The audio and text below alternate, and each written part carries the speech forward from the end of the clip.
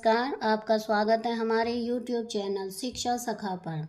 आज मैं आपके लिए लेकर आई हूँ विज्ञान कक्षा 8 कार्य पुस्तिका अध्याय 7। अध्याय का नाम है पौधे एवं जंतुओं का संरक्षण। पिछली वीडियो में मैंने आपको अध्याय 6 दहन और ज्वाला पाठ के अभ्यास का हल करवाया था। अगर आप मेरे चैनल पर नए हैं और अभी तक आपने मेरे चैनल को सब्सक्राइब नहीं किया है तो प्लीज़ सब्सक्राइब कर लें और बेल आइकन को ज़रूर दबाएं। मैंने अपने चैनल की प्लेलिस्ट में सब्जेक्ट वाइज लिस्ट डाली हुई है। आप जिस भी लेसन को देखना चाहते हैं मेरे चैनल की प्लेलिस्ट में जाकर उसे देख सकते हैं। प्रश्न 1, तुम अपने साथियों, बड़ों व अध्यापकों से चर्चा कर लिखो कि आज से 25 से 30 वर्ष पहले वनों व वन्य जीवों की स्थिति कैसी थी तथा वर्तमान में इनकी स्थिति कैसी है। उत्तर है 25 से 30 वर्ष पहले वन व वन्य जीव अधिक थे। कारखाने, उद्योग, जनसंख्या वृद्धि के कारण व कृषि हेतु वनों को काटा जाता है। आज वन व वन्य जीव कम होते जा रहे हैं। प्रश्न 2, वनोन्मूलन का प्राकृतिक पर्यावरण पर क्या प्रभाव पड़ रहा है। उत्तर है वनोन्मूलन से पृथ्वी पर ताप व प्रदूषण बढ़ रहा है। इससे CO2 भी बढ़ रही है। भौम जल स्तर का निम्नीकरण हो रहा है। वर्षा व भूमि की उर्वरता में कमी आती है। प्रश्न 3, वन में वृक्षों की कटाई किन कारणों से की जा रही है। उत्तर है नंबर 1, कृषि के लिए भूमि प्राप्त करने के लिए। नंबर 2, घर व कारखानों के निर्माण हेतु। नंबर 3, फर्नीचर व लकड़ी के लिए। जैव मंडल पृथ्वी का वह भाग जिसमें सजीव पाए जाते हैं या जो जीवन यापन के योग्य हैं। जैव विविधता का अर्थ पृथ्वी पर पाए जाने वाले विभिन्न जीवों की प्रजातियां, उनके पारस्परिक संबंध एवं पर्यावरण से संबंध। वह स्पीसीज जो किसी विशेष क्षेत्र में विशिष्ट रूप से पाई जाती है विशेष क्षेत्रीय प्रजाति कहलाती है। प्रश्न 4, जिस क्षेत्र में आप रहते हैं वहाँ के विशेष क्षेत्रीय प्रजाति, पौधे और जीव जंतुओं के बारे में लिखो। उत्तर है शहतूत, नीलगिरी, पाइन, कीकर, शीशम, बबूल, काला हिरन, नीलगाय, पैंथर, लोमड़ी, नेवला और सियार पाए जाते हैं। प्रश्न 5, तुम अपने क्षेत्र में जैव विविधता को प्रभावित करने वाले कारकों की सूची बनाओ। उत्तर है प्रदूषण, जलवायु परिवर्तन, प्राकृतिक आवास, प्राकृतिक आपदाएं, जनसंख्या, कृषि, हरा भरा क्षेत्र, जैव मंडल और आरक्षित क्षेत्र। प्रश्न 6 तुम कभी चिड़ियाघर गए हो, वहाँ कौन कौन से जीव जंतु देखे।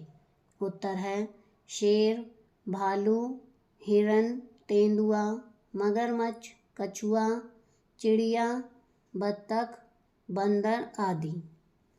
प्रश्न ब, अभयारण्य के बारे में सोचकर बताओ कि वहाँ जीव जंतु कैसे रहते होंगे।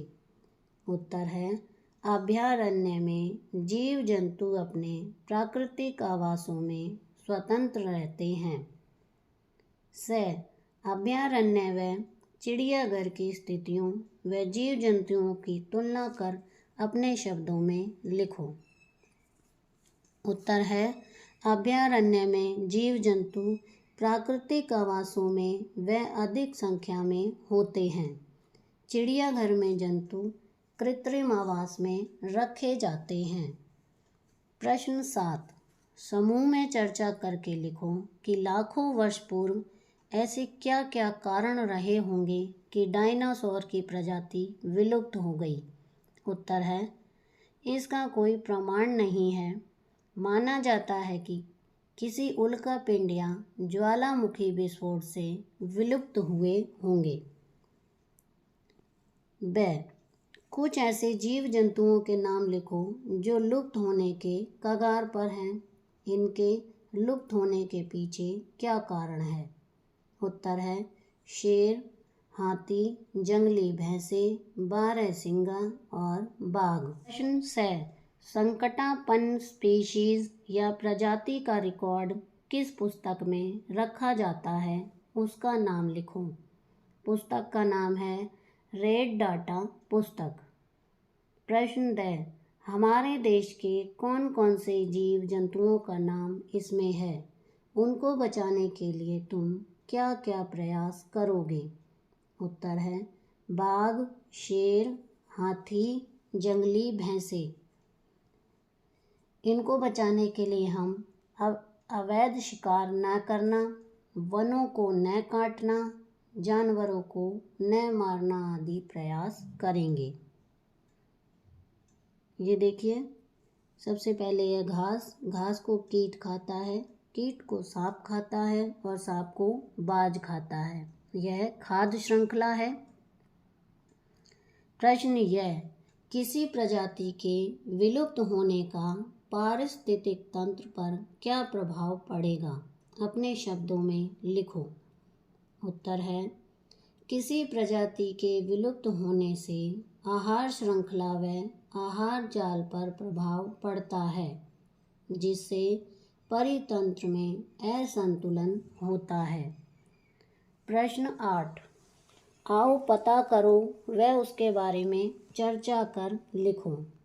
ये पक्षी संसार के अन्य भागों में उड़कर जलवायु में परिवर्तन के कारण प्रत्येक वर्ष सुदूर क्षेत्रों से एक निश्चित समय पर आते हैं। वे यहाँ अंडे देने के लिए आते हैं।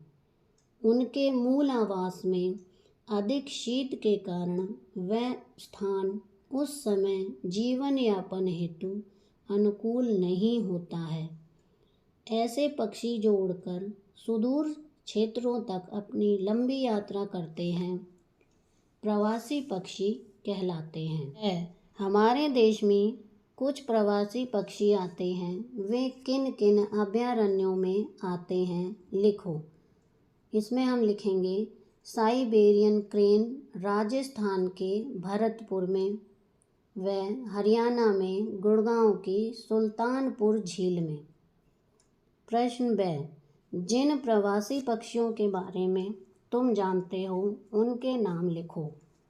इसमें हम लिखेंगे साइबेरियन क्रेन, नवरंग पक्षी, वुड सैंड पाइपर।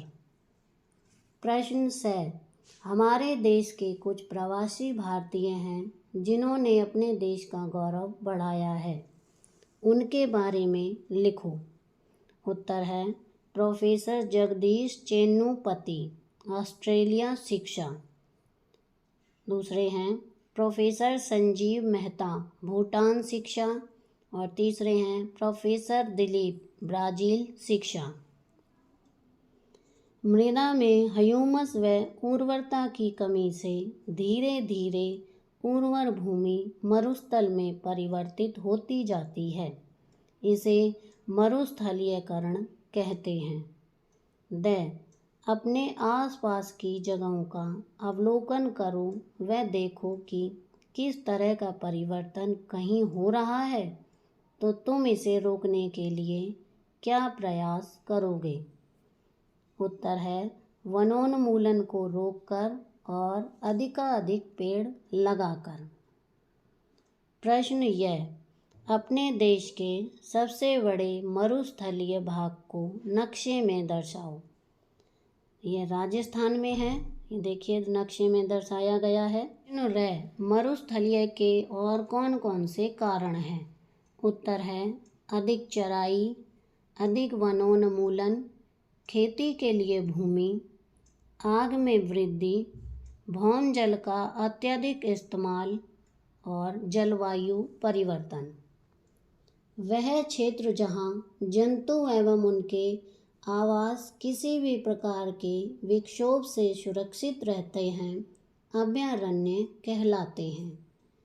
ये केवल वन्य जीव प्रजातियों की संरक्षण स्थली होते हैं। प्रश्न ल, तुम्हारे जिले या प्रदेश में पाए जाने वाले अभयारण्यों के नाम लिखो। नंबर 1, सुल्तानपुर अभयारण्य गुरुग्राम। नंबर 2, भिंडवास वन्य जीव अभयारण्य झज्जर। नंबर 3, कालेसर राष्ट्रीय उद्यान व कालेसर वन्य अभयारण्य। प्रश्न व, इन अभयारण्यों में पाए जाने वाले वन्य जंतुओं के नाम व उनकी विशेषता लिखो।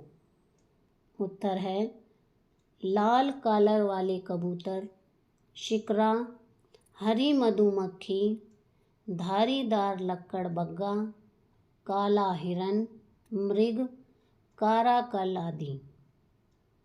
राष्ट्रीय उद्यान प्राकृतिक दृश्यों तथा वन्य जीवों की संरक्षण स्थली होते हैं।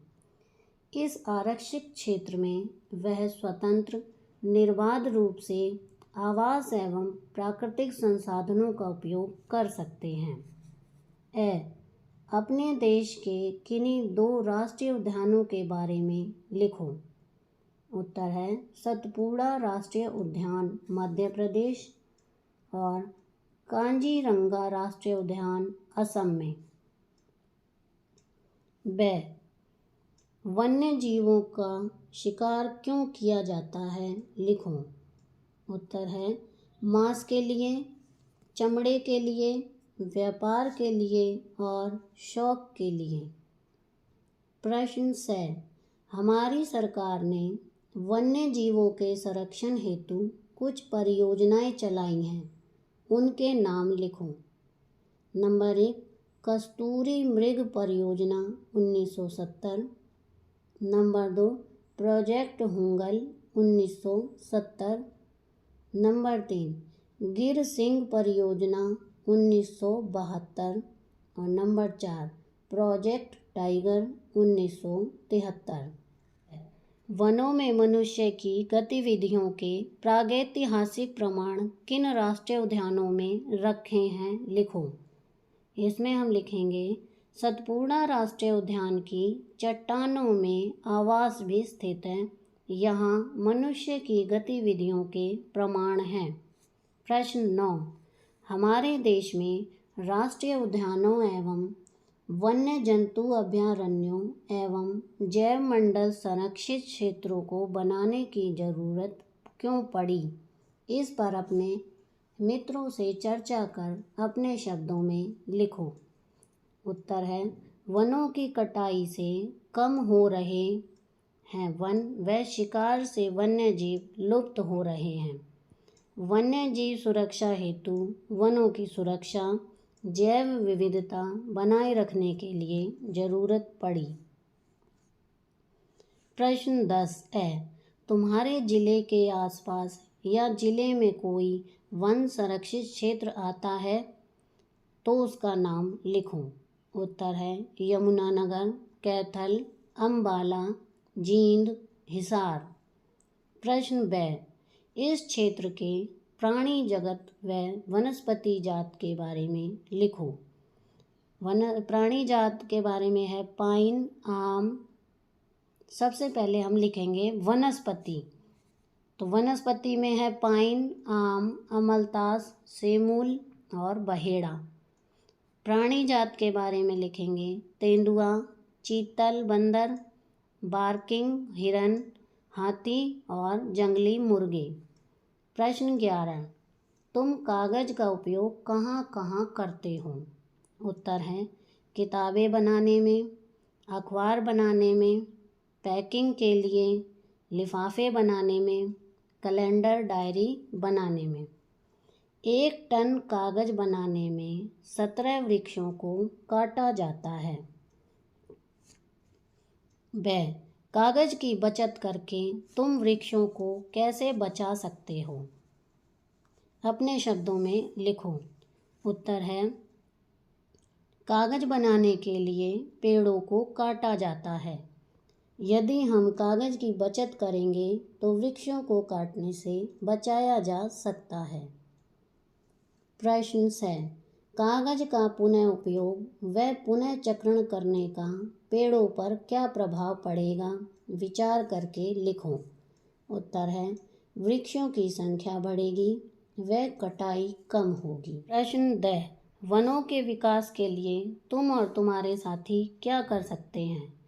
उत्तर है, वनों की कटाई न करें। नंबर 2, पौधारोपण करें। और नंबर 3, कागज का पुनः उपयोग व पुनः चक्रण करें। प्रश्न यह, वनों के विकास के लिए तुम्हारा समाज व सरकार क्या प्रयास कर रही है? इसमें हम लिखेंगे, नर्सरी विकास पर जोर देना, वन महोत्सव मनाकर, राष्ट्रीय उद्यान की स्थापना, वन संरक्षण अधिनियम लागू करना। प्रश्न र, क्या वनों के कम होने के कोई प्राकृतिक कारण भी हैं? वे कौन कौन से हैं? उत्तर है, दावानल, सूखा, वर्षा कम होना और जलवायु परिवर्तन। प्रश्न 12, हमारे देश में स्वर्णिम चतुर्भुज सड़क निर्माण योजना द्वारा हमारा पर्यावरण प्रभावित हो रहा है। इसके पक्ष व विपक्ष में तर्क दो।